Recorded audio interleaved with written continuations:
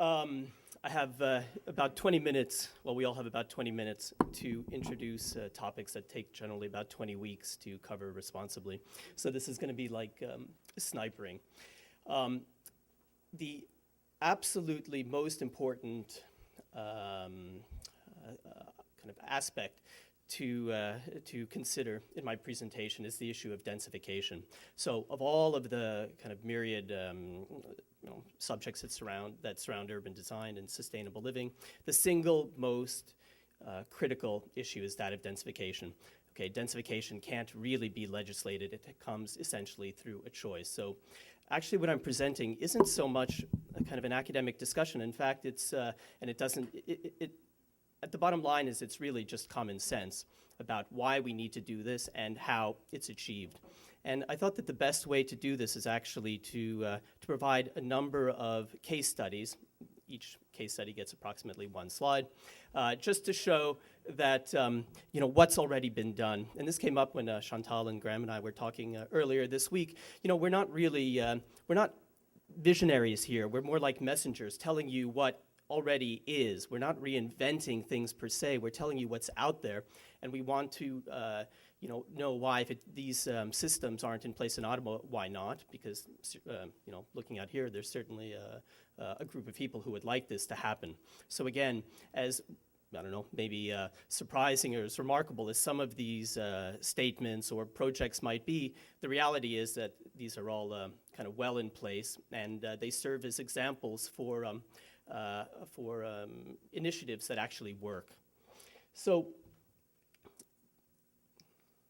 with that, I guess I wanted to start with an image of Ottawa. We have the what this site, which is the Museum of Civilization, looked like.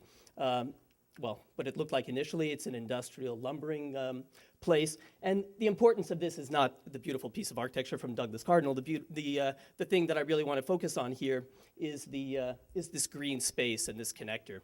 The single most important thing that we can do to kind of work towards a sustainable environment is to limit our automobile use and to live in far denser areas. So these go hand in hand. If you want to keep people or bring people to a kind of a dense living condition, then simultaneously it's absolutely imperative that you provide the greatest possible number of open spaces. These could be green spaces, maybe as a generic term we can call them parks. And simultaneously it's about creating linkages between different parts of the dense neighborhood, linkages between our workplaces and the places we live, and between different neighborhoods. These linkages have to be so desirable that one would want to leave one's car at home and instead take a bicycle or walk and have a pleasant, very, very safe experience. So again, this is nothing remarkable. It's just common sense. If you build something beautiful and you maintain it, people are going to use it. All of these kinds of initiatives that I'm going to show you today are extremely expensive urban infrastructural changes. However, there's two prongs to my message. One is that to achieve densification, we need to increase the number of open public spaces, whether they're green or not. We need to improve the quality of our linkages. That's sort of one set. And the second prong to all of this is that it's expensive. However, it's expensive in its initial outlay. So once these projects are put forward, the repayment is extraordinary through, fundamentally through an increase in the tax roll that improvements or urban amenities bring. So the initial outlay is very steep. Taxes go up, and in perpetuity, there's a tax roll which is paying for those amenities, and which continues to provide funding for the maintenance of those amenities. So I completely dismiss, this idea that, it's too expensive, the taxpayers won't go for it, because the way to achieve a healthy city is by the provision of these open green spaces, and the way to maintain the health, the financial, economic health of a city is also to have these improved linkages and amenities and green spaces. Okay, now I'm going to, I think there's approximately one slide per minute or something, so it's like fasten your seatbelt. Okay, so again, to restate, green space ushers in density and massive increases in tax revenue and business opportunities. Just as a quick case study, Okay, this is Manhattan Island. Approximately 3 million people live here. Manhattan was founded in the southern tip here by the Dutch. It's kind of a chaotic twist of kind of European fashion streets. And at the point, we're looking at a map that's produced in about 1830. In about 1830, the city is concentrated here, and the rest of the city is just barren, really, really poor farmland, poor earth, poor soil, very rocky. Okay, the founding, the administration of the city in the 30s is realizing that the city is going to expand. And not only is it going to expand, but they want it to expand. So they're thinking, what's the single most important thing they can do as a catalyst to make New York a kind of an economic engine of the world?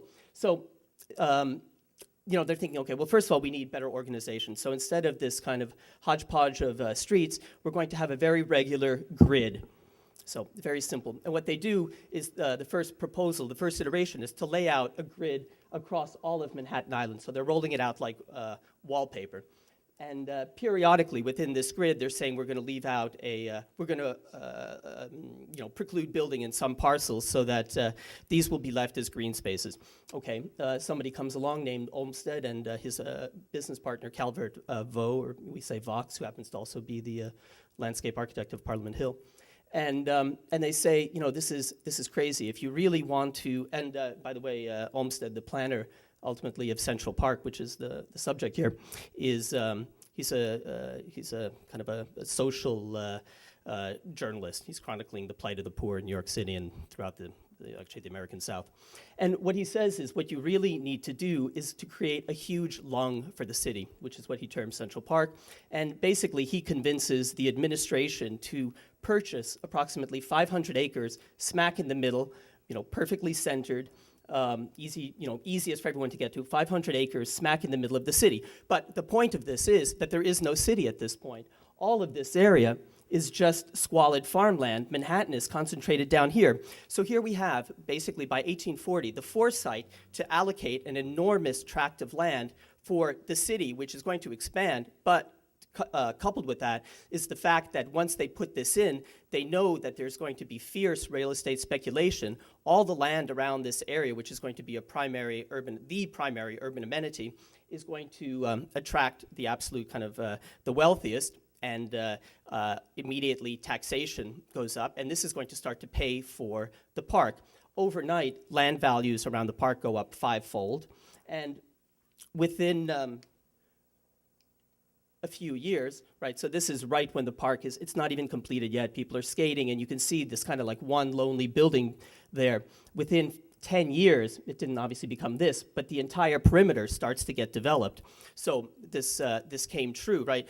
The person who proposed this is kind of a real social do-gooder, but he knew that this wasn't going to get done unless you got the kind of the wealthiest of New York on board, which happens to also be the administration.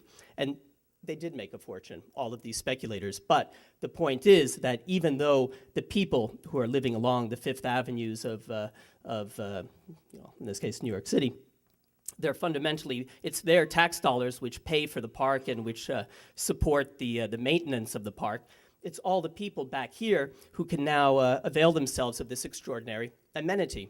So this is, just to show you too, this is obviously before the time of cars and trucks. So every single tree, right? This was absolutely empty, not a blade of grass in sight when the park was commenced. That every single tree which is brought in as a mature, healthy tree that's going to survive, and it's brought in by hand and horse and carriage. This is the kind of level of human energy and dedication to that went into this to turn New York into an economic engine.